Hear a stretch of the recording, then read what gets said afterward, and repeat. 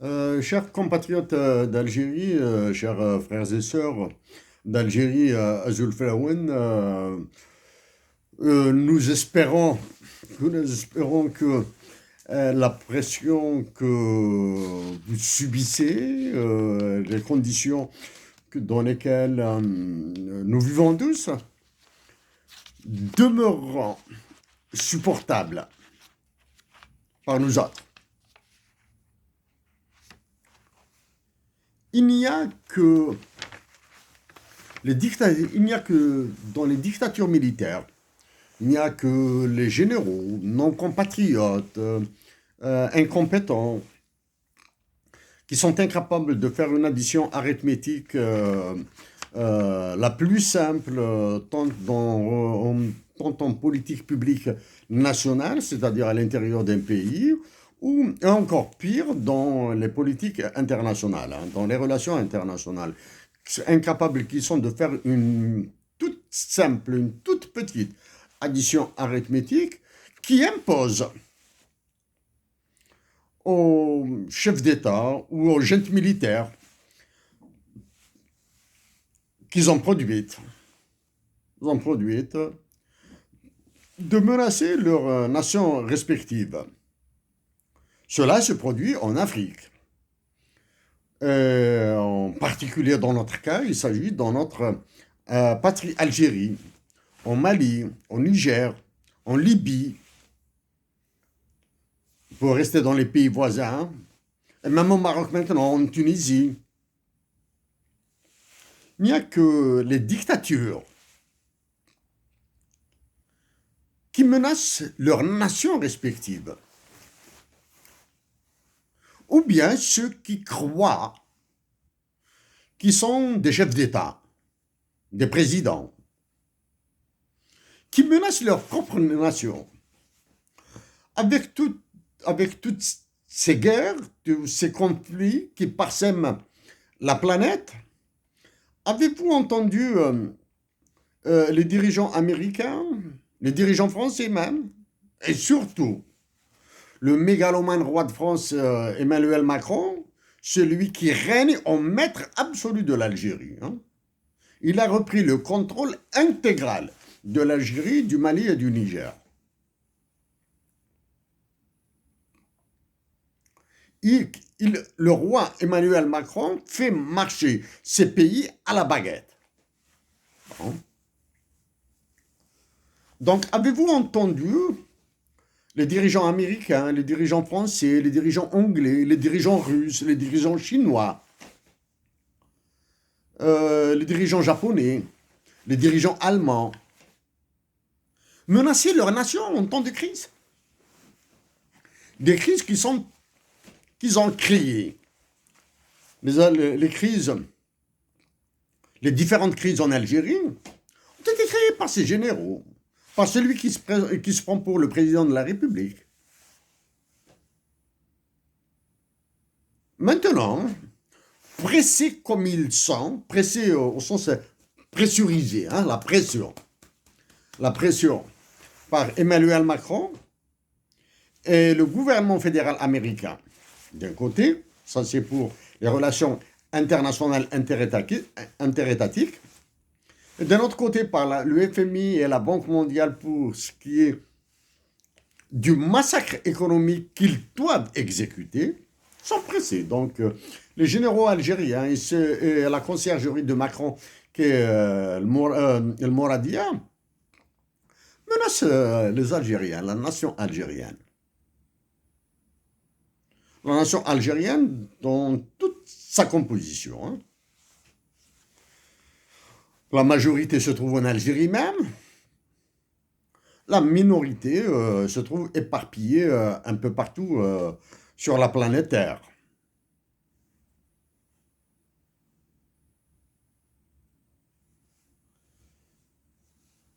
Non, est-il est-il nécessaire de revenir sur le massacre qu'est en train d'opérer Israël en Palestine? Oui, mais sous un angle différent de celui que nous avons abordé il y a quelques jours de cela, en particulier en nous adressant à Justin Trudeau, le Premier ministre du Canada.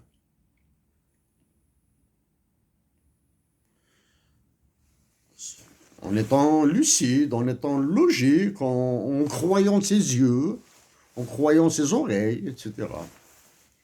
Ce sont les citoyens des pays occidentaux, ce sont les citoyens des démocraties, même si elles sont chancelantes, qui défendent mieux, qui défendent plus la nation palestinienne qui souffre par les décisions conduites par un chef de gouvernement, un terroriste, Benjamin Netanyahu. En plus d'être lui-même un terroriste, nous le qualifions ainsi parce qu'il a qualifié les révolutionnaires algériens de terroristes dans le livre qu'il a écrit. Donc, il est triste de voir que dans les pays qui souffrent peut-être plus, peut-être moins que la nation palestinienne, les nations sont opprimées, sont brimées, sont menacées au point d'être incapables de dire leur compassion, au point d'être incapables d'exprimer une solidarité, au moins à minima. Voilà pour rapidement sur Palestine. Ici à Montréal, des manifestations quasi quotidiennes, au moins hebdomadaires, de soutien à la Palestine sont organisées. Blocage de ponts, blocage de manifestations dans les rues, etc. Même si nous l'avions anticipé, même s'il y a eu, on signale par-ci par-là des incidents, certains incidents peuvent tourner au vinaigre au Canada. Les manifestations de soutien à la nation palestinienne, aux Palestiniens, aux États-Unis d'Amérique, sont immenses. En Angleterre même. Voilà. Non, en Algérie,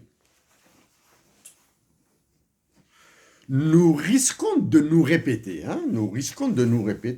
parce que globalement, ce sont les mêmes problèmes, ce sont les mêmes thématiques abordées en 2015 qui demeurent lancinantes à régler. Globalement, il y a que quelques légères modifications, de légères modifications, mais à un impact certain. L'impact peut être extrêmement dangereux pour l'Algérie. Chers compatriotes d'Algérie, chers frères et sœurs d'Algérie, et même d'Afrique du Nord,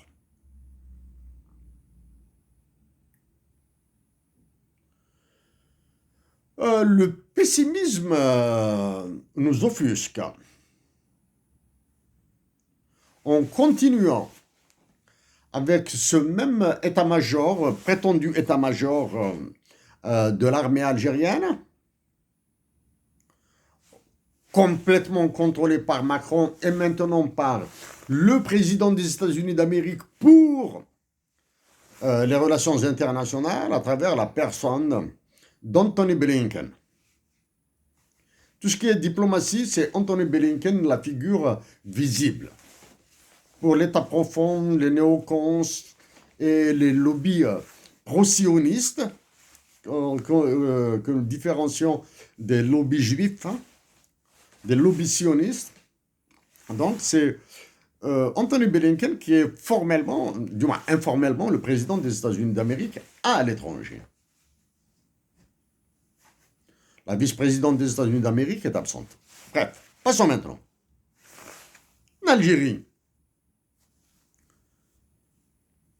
Suffit de voir en URSS et Ukraine, en Palestine et Israël, etc., en Libye, au Soudan sur lequel nous allons dire deux mots après. Le problème ethnique, linguistique et religieux est prégnant. En Algérie, la question identitaire, la majorité de l'Algérie, l'absence de solidarité d'expression de solidarité, même si dans les cœurs, nous pensons qu'elle existe, hein, l'absence de solidarité envers les soldats algériens du Sud, stationnés surtout au niveau des frontières sud et est et ouest de l'Algérie, surtout au sud actuellement, avec ce qui se passe au Mali et au Niger, là, avec des généraux imbéciles, des jeunes militaires idiotes, autant que l'Algérien. Hein? Il est difficile aux Algériens d'exprimer leur solidarité avec les soldats. Mais la difficulté d'exprimer cette solidarité va impacter la cohésion nationale, l'unité territoriale de l'Algérie, avec nos frères et sœurs du sud d'Algérie, les Amazirs, les Berbères du sud. Ça, c'est un problème d'une complexité extrêmement difficile à régler. Pourquoi il est devenu extrêmement difficile, extrêmement complexe à régler? Parce que ceux qui ont privatisé l'État algérien,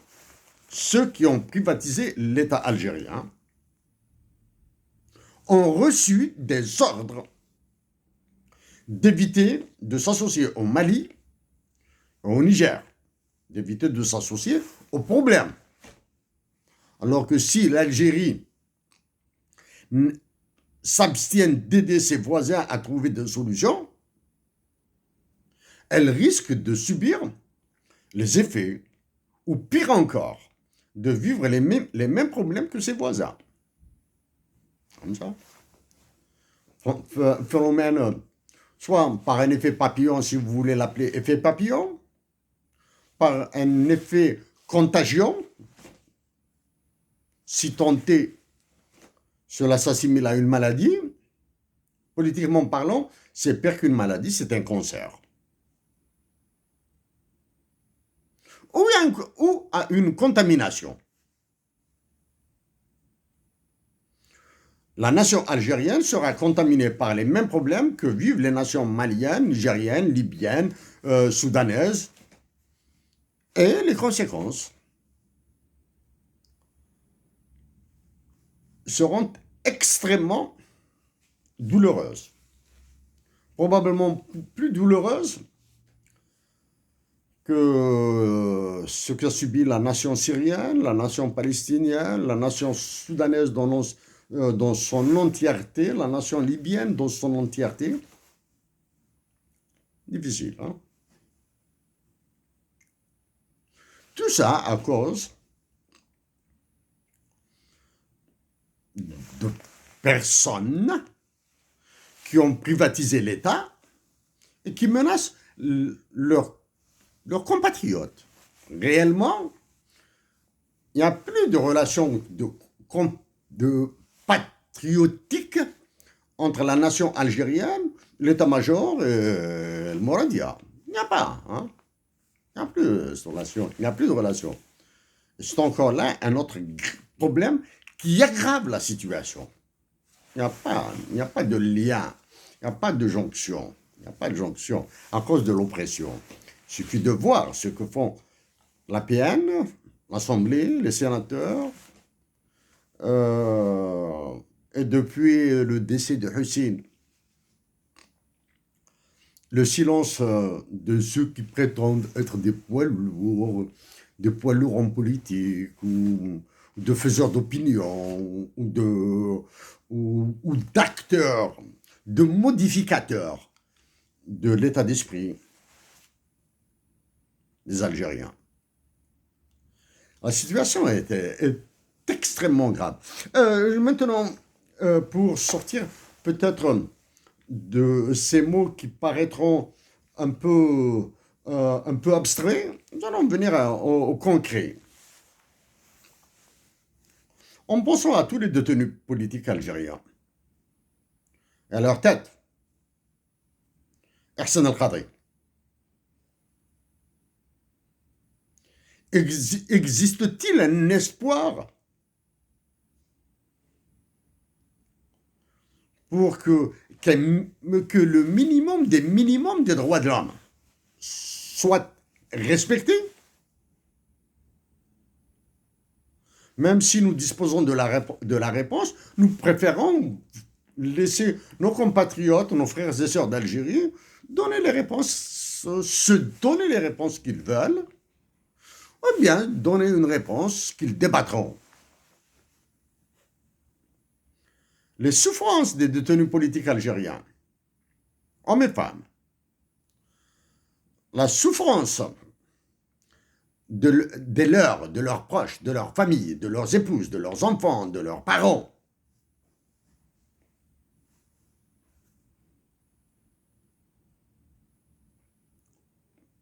nous impacte, à titre personnel, énormément. Ça, c'est le côté droit de l'homme.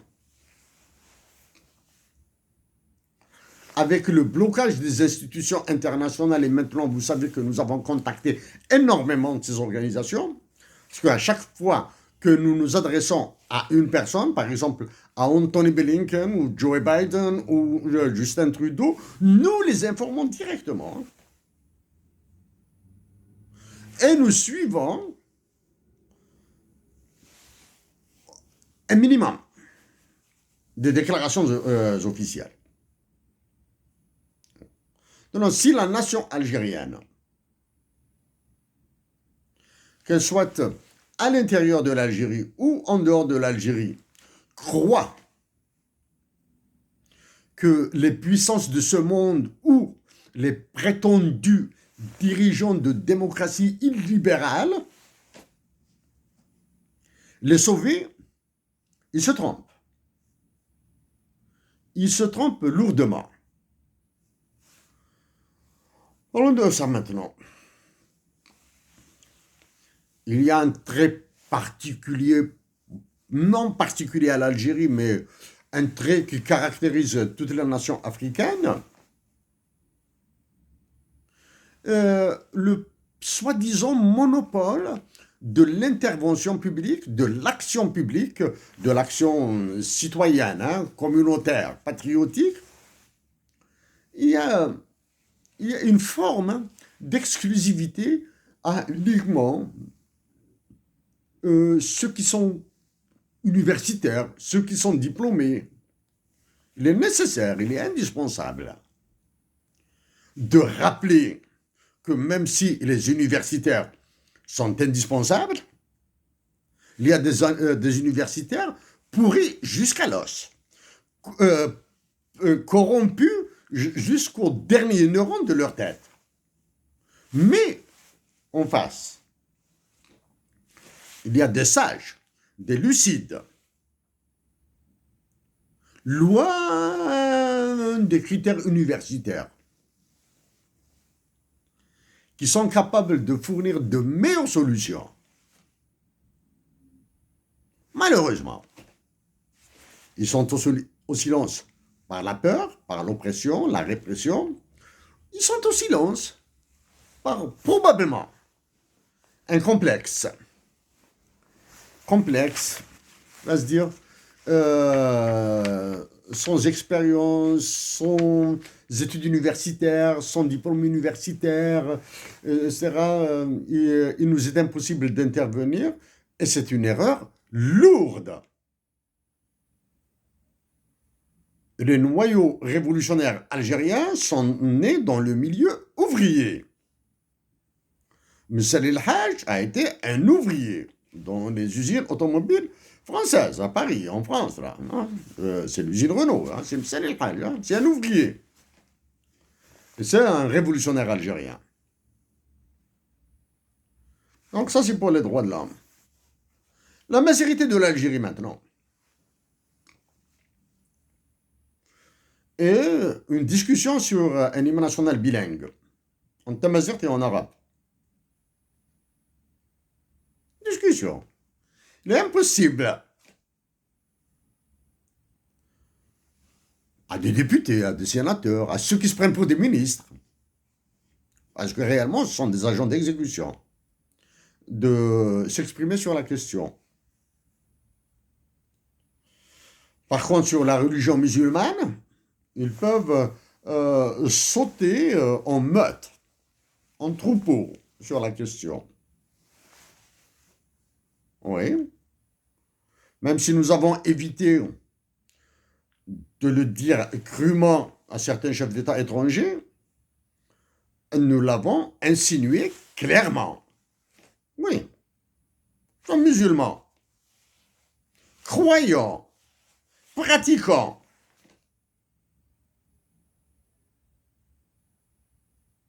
Oui, mais que nous utilisons notre foi, nos croyances, notre croyance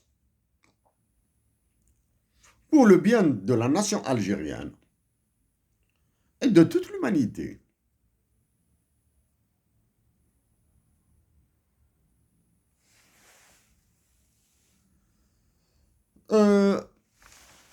En restant très efficace là maintenant, très efficace.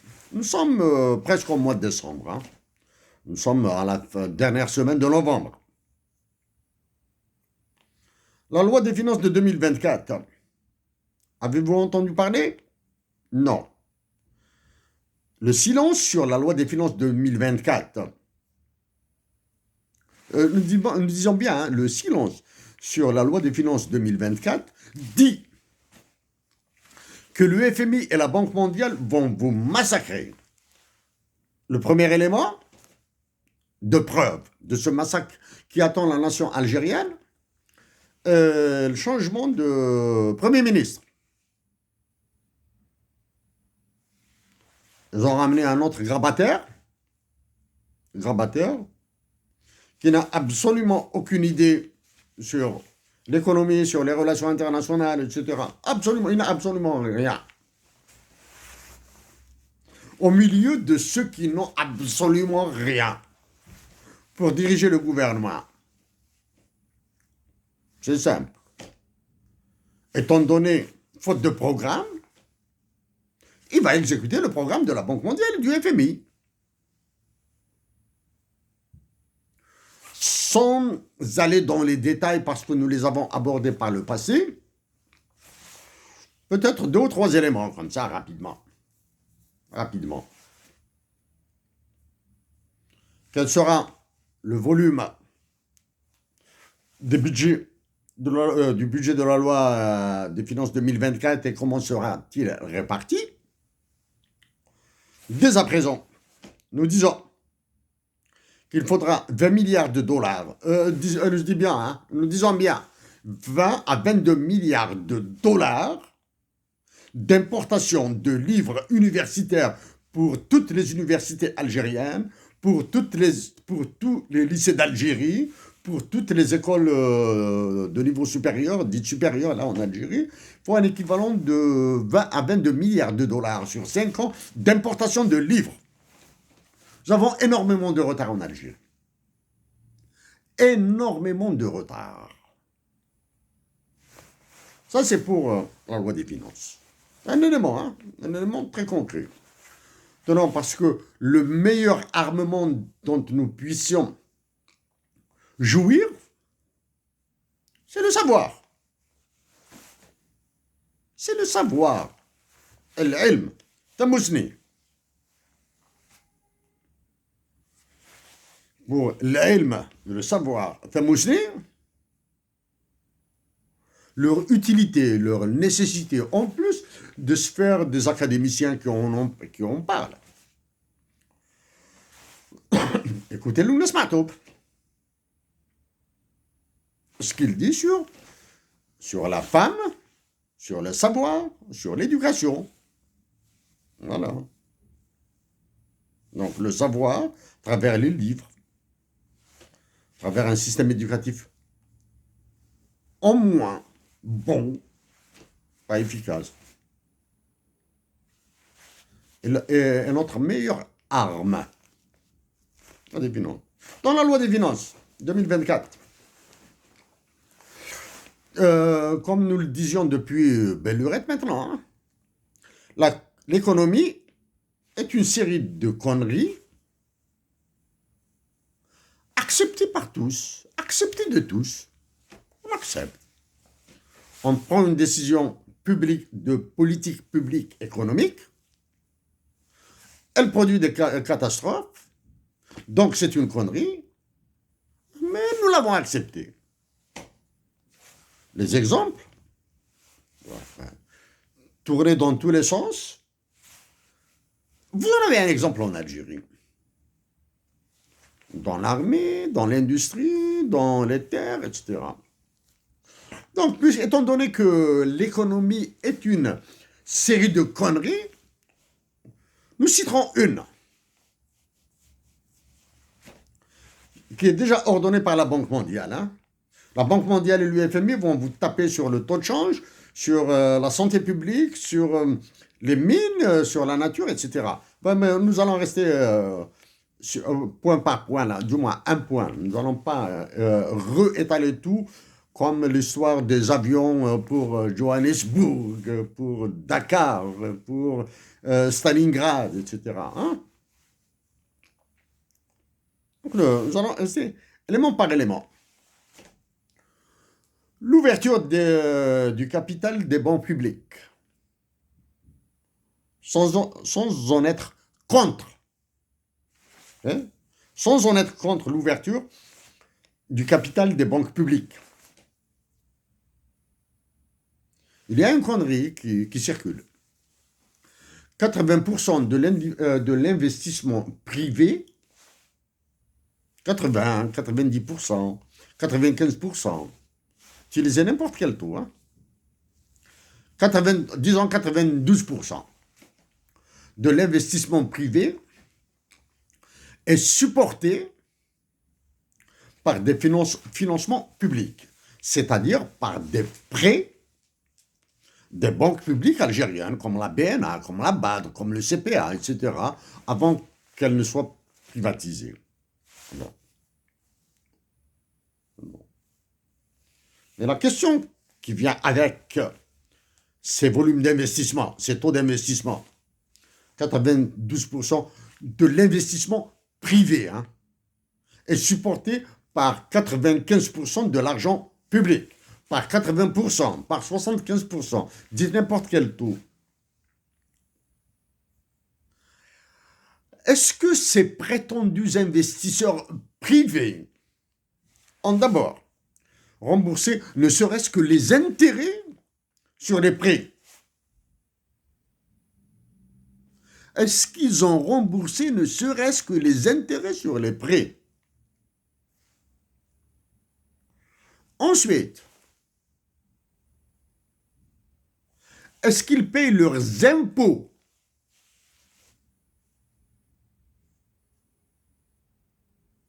Donc là, j'exclus les principales. Là. Les principales, c'est-à-dire le montant à rembourser obligatoirement en plus de l'intérêt.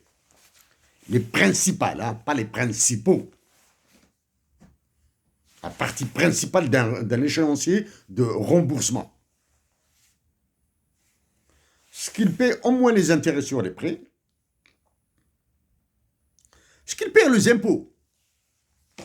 Et quel est le volume des prêts qui ont été effacés. Ça, nous vous renvoyons à 2015, 2017, 2018. Hein. Non, nous, en tant qu'Algériens, nous nous enfonçons dans la pieuvre de ce qu'est la trappe de liquidité financière. Ouais, je vous renvoie à 2016, hein, 2017, la trappe de liquidité financière. En parlant de la trappe de liquidité financière, des financements, des prêts, des remboursements, des impôts, etc. Ça, c'est tout l'État algérien. Hein.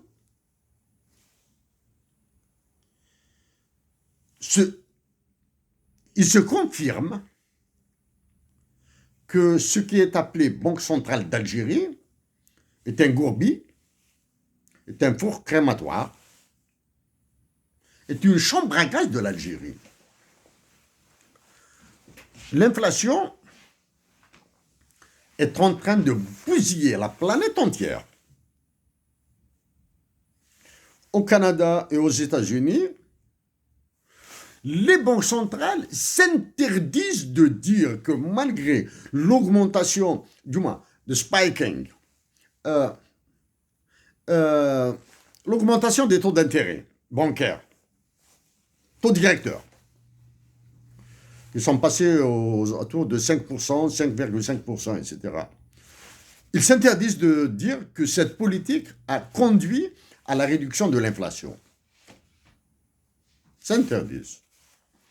On entend par-ci, par-là, l'inflation a baissé, etc. Non, non.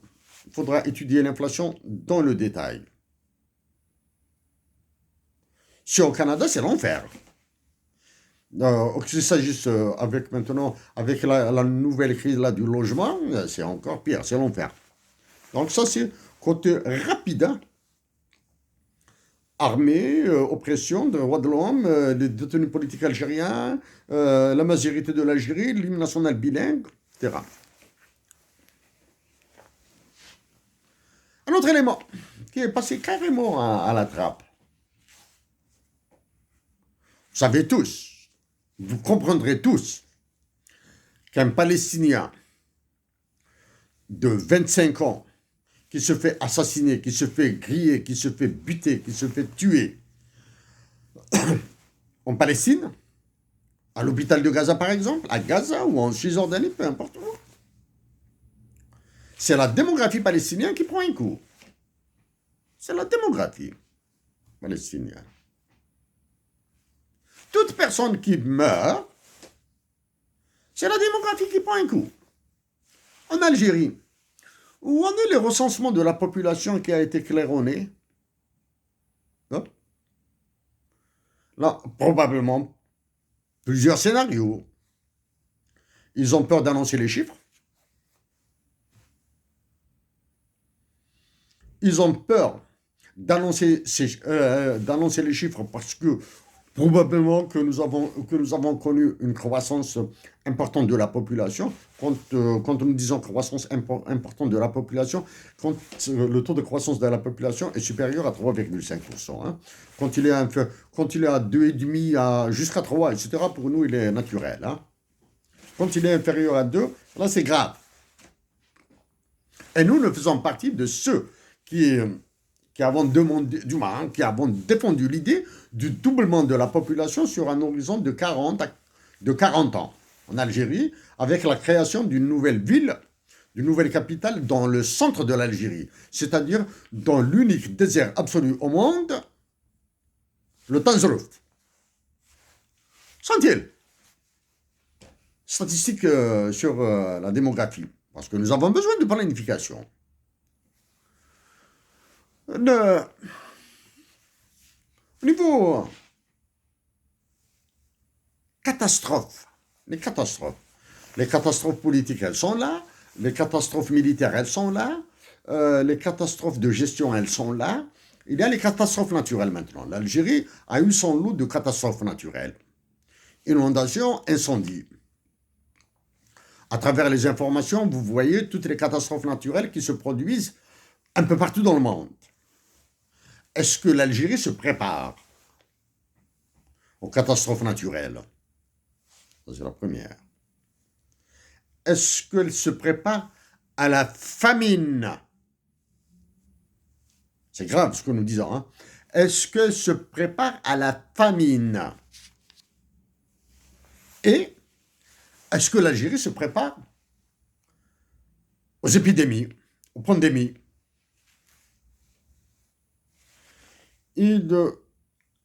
Cela remonte à au moins 5 ans depuis que nous sommes suggérés des programmes de dépistage du cancer et des programmes qui doivent porter symboliquement pour l'honneur, pour la réputabilité, pour le respect des universitaires algériens, des hommes et des femmes libres algériens qui doivent porter une journée de dépistage, cancer du sein, de Dehi Louise, ou les autres cancers, de la prostate, des reins, de la gorge, de la bouche, du nez, des oreilles, tous les autres cancers là. Et les autres épidémies qui peuvent survenir en Algérie. Hein. Nous sommes loin d'être à l'abri. Est-ce que l'Algérie est préparée à ça? Ah. Au niveau international maintenant, nous l'avons dit, nous le répétons. L'ONU risque de subir le même sort que la Société des Nations. Jusqu'à maintenant, formellement, l'ONU existe toujours, son siège est à New York. Formellement, l'ONU est là. Mais dans le fond, l'ONU est devenue un service d'exécution de l'OTAN. Formellement, l'ONU est devenue un service d'exécution de l'OTAN. D'un côté, vous avez les forces, la MINUSMA, la mission des Nations Unies pour la stabilisation du Mali, par exemple, qui a été chassée du Mali. Comme par hasard, les militaires du Mali ont réussi à récupérer Kidal grâce à la participation des Russes. Voilà. Les militaires de la junte du Niger sont repris par le président des Affaires extérieures des États-Unis d'Amérique, Anthony Blinken. Repris avec un partage avec Emmanuel Macron. Parce que Emmanuel Macron, nous disons bien Emmanuel Macron, hein, pas la France. Emmanuel Macron qui doit maintenir son contrôle sur les Africains. Et le contrôle de ces colonies africaines passe par l'Algérie. C'est pour cette raison que les revers qu'a subi l'Algérie, l'adhésion aux BRICS, l'absence d'invitation aux forums internationaux, aux réunions de la Ligue arabe, tout ça, hein, la gesticulation de la conciergerie d'El Mouradia, etc., accélère la ruine de l'Algérie. Donc, pendant ce temps-là, l'ONU a nommé un Algérien, encore une autre fois, au Soudan. C'est comme si les envoyés spéciaux, les précédents envoyés spéciaux de l'ONU au Soudan et en Libye ont été des nullards, etc. Maintenant, on envoie un Algérien qui a un parcours très peu reluisant. Celui de la diplomatie algérienne, l'actuelle diplomatie algérienne, est très loin au-dessous de zéro. D'accord? Mais pire que tout ça, à un certain moment, l'État algérien dit qu'il fait dans la médiation pour la paix au Mali, au Niger, en Libye, il va faire ce qu'il peut au Soudan, en Palestine. La Palestine, l'Algérie a casqué, elle a donné 450 millions de dollars, hein, minimum. Et la question de discussion entre l'Algérie et Israël doit être posée. Hein. Nous allons continuer à la poser. Ça, c'est pour l'Algérie. Ça, c'est assez rapide. Hein. C'est assez rapide. Chers compatriotes d'Algérie, au début, nous avons dit que l'université algérienne, les écoles supérieures algériennes ont besoin d'un budget de 20 milliards de dollars, 25 milliards de dollars, probablement sur 5 ans, pour s'approvisionner en livres, pour lancer des formations, etc. Des formations, un minimum de mise à niveau.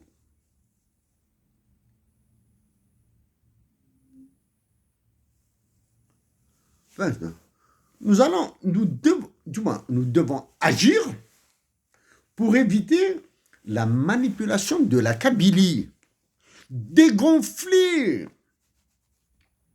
toutes les manigances qui se trament en Kabylie pour menacer le reste, le reste des Algériens.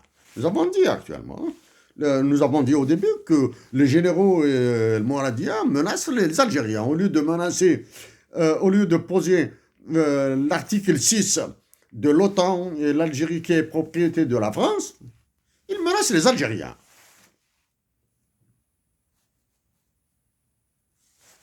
C'est très grave, hein? Moi, c'est les Algériens. Chers compatriotes d'Algérie,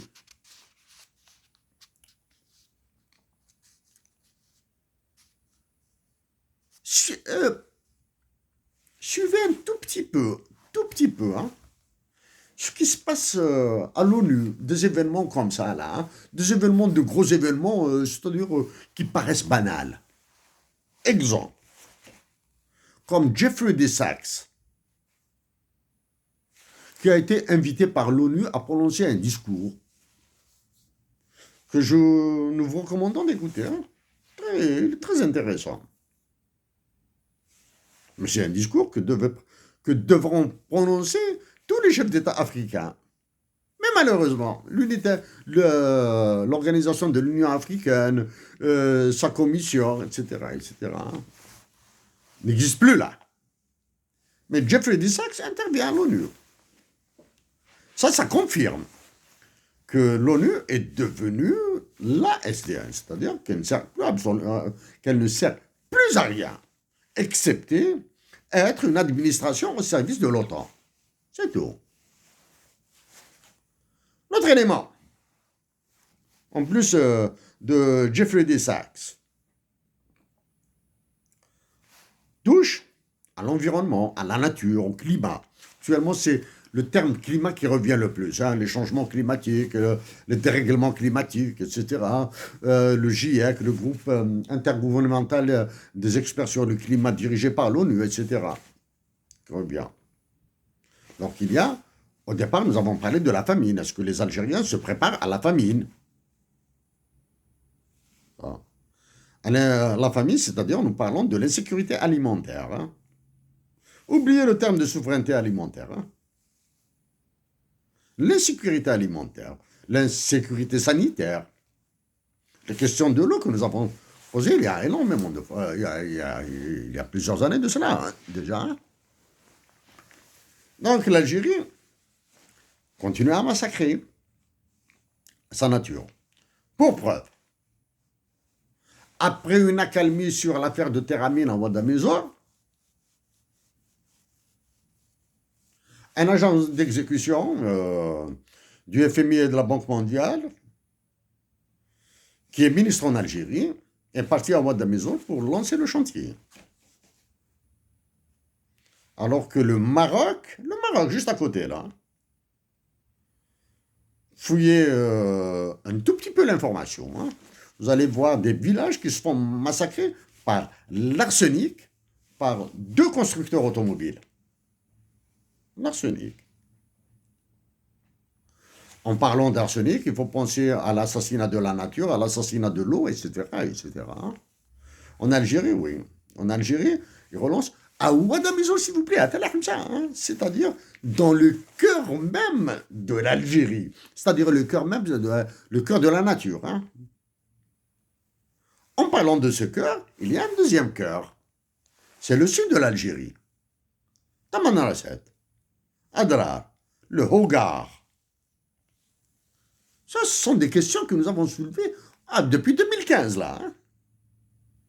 Donc, chers compatriotes d'Algérie,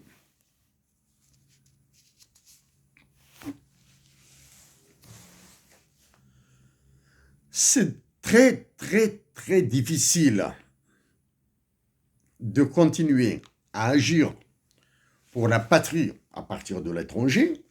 C'est devenu quasiment impossible d'agir pour l'Algérie à l'étranger.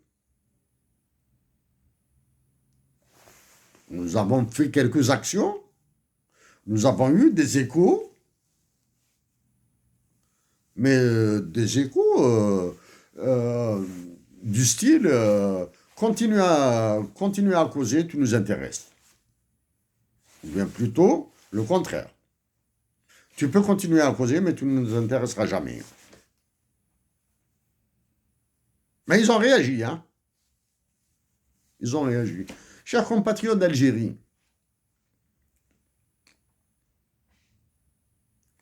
notre patrie Algérie, nous pouvons la ramener à des personnes. Notre patrie Algérie, nous pouvons la ramener à des personnes. Nous la ramenons à notre mère que nous aimons. Ima. Il nous est impossible de voir. La patrie, ce sont toutes ces personnes qui partent et que nous est impossible de revoir jusqu'au jugement dernier, jusqu'à ce que Dieu décide. Alors, bisbhanou. Ça, c'est la patrie, hein.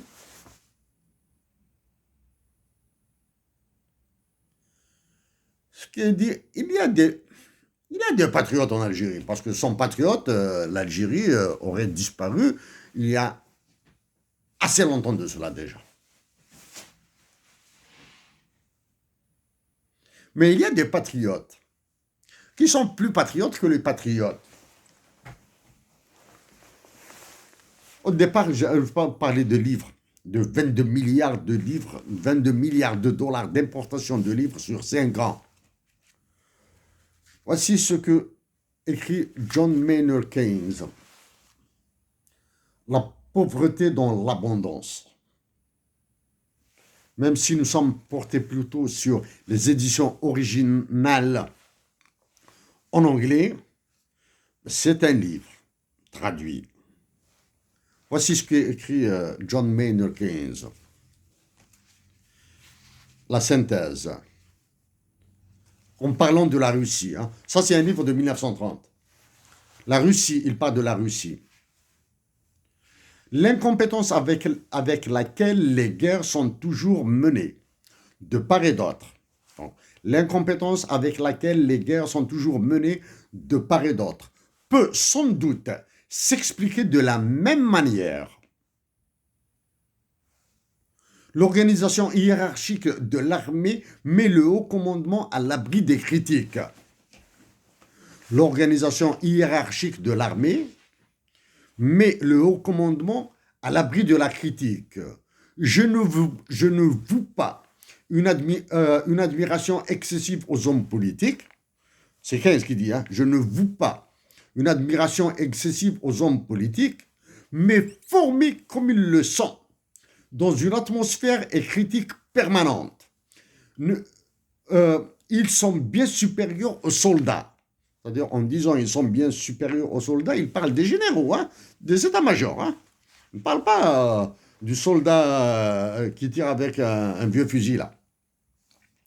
Les révolutions ne réussissent que parce qu'elles sont menées par des hommes politiques contre des soldats. Hussein Ahmed, Abban Ramdan et tous les révolutionnaires algériens sont des hommes politiques qui ont mené des révolutions contre des soldats. Pas le soldat français qui traîne dans les villages, qui viole, etc. Contre les dirigeants de l'armée française, hein, les généraux de l'armée française. Cela paraîtra peut-être paradoxal, mais a-t-on déjà entendu parler d'une révolution conduite par des militaires contre des hommes politiques qui ait réussi?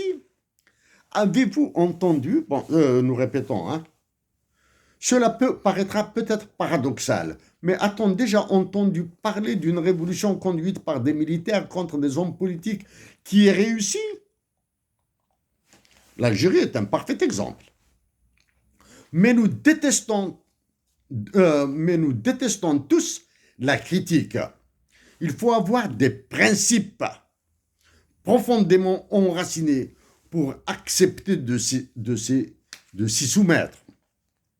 Or, c'est Keynes qui continue, or, une critique libre et impitoyable